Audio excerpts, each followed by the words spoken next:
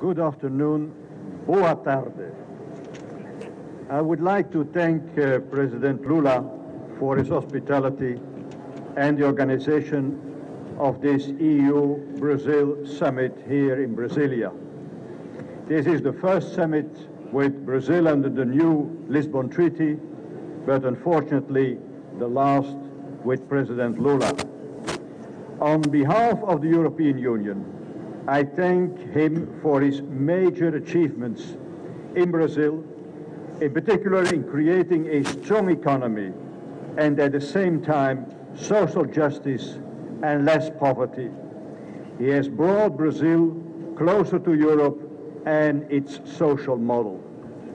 Today's summit is an important opportunity for having an open and fruitful exchange on crucial topics both for Brazil and the European Union. And I would like to make some remarks on the following 2 points.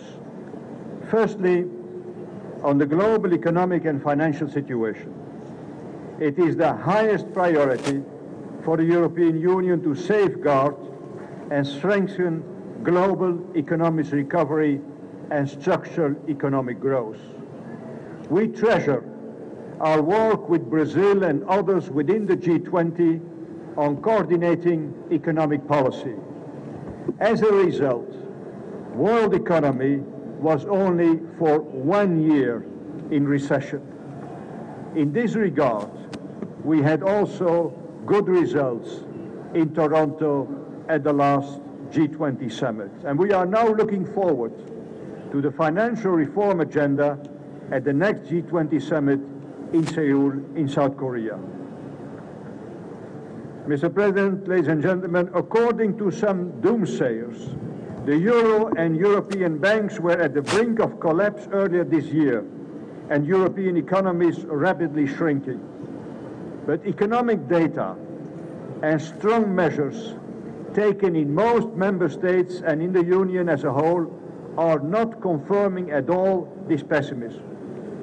Seen from Europe, there has been a series of crises of private debt, in some way imported from outside Europe, which then became an economic crisis, and early 2010 we were facing something close to a monetary crisis, which I suppose many of you in Brazil also kept a close eye on. In retrospect, we can now see that the European Union is still standing steady and now back on track to growth. And this because the European Union has managed to deal effectively with the euro crisis. We are working to avoid repetition, improving our fiscal rules and strengthening our financial sector. And we are moving forward to improve long-term economic growth in a new economic strategy. Lastly, just to remind you that the European Union today has some remarkable assets unlikely to disappear overnight.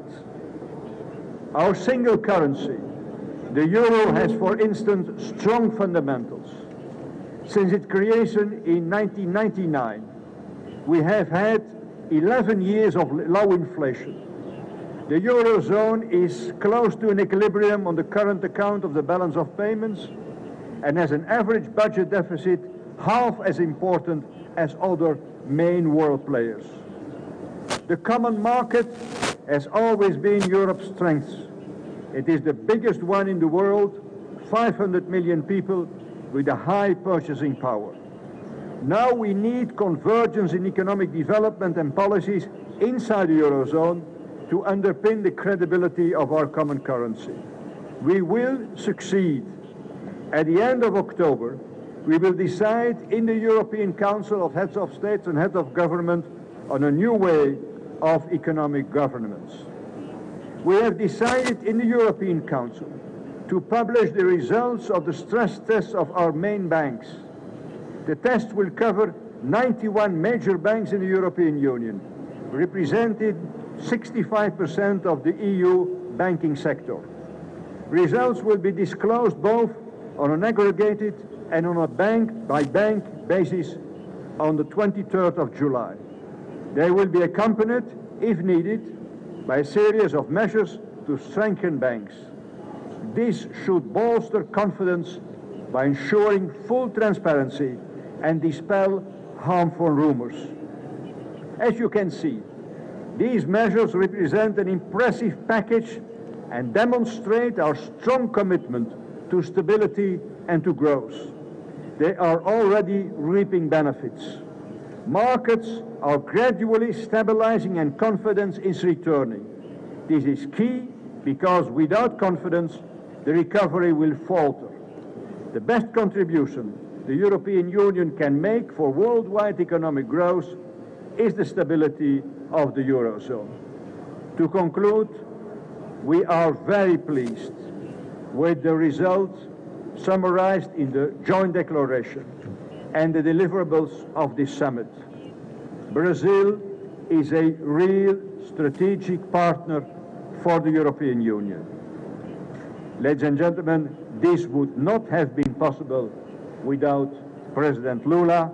Thank you, President. Obrigado.